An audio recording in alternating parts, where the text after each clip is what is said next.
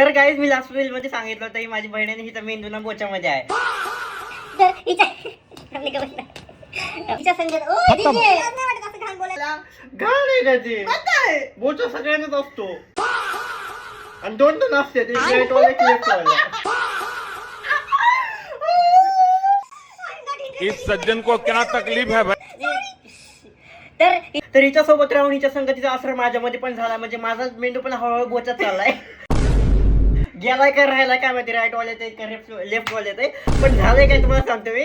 तर नवीन वर्षामध्ये 1 तारखेला आम्ही एक ब्लॉग बनवला होता. नवीन वर्षाची सुरुवात आम्ही कशी केली, कुठे गेली, काय केली, आणि तो ब्लॉग आज 9 तारीख आहे. आणखीन अपलोड नाही केला, आणखीन एडिट नाही केलेला, आणि आमच्या डोक्यामध्ये आमच्या बोचामध्ये पण नाही की आम्हाला तो ब्लॉग एडिट करायचा आहे, आम्हाला तो ब्लॉग अपलोड करायचा आहे, काहीच नाही. आज मी गॅलरी चेक करतोय, तो काय बघतोय, हा ब्लॉग आणखीन आमच्या गॅलरी मध्येच आहे, आमच्या बोचातल्या मेंदू मध्ये आलेच नाही अपलोड करायचा. सॉरी गाईज, मला याच्यासोबत राहायला नाही लागणार आहे.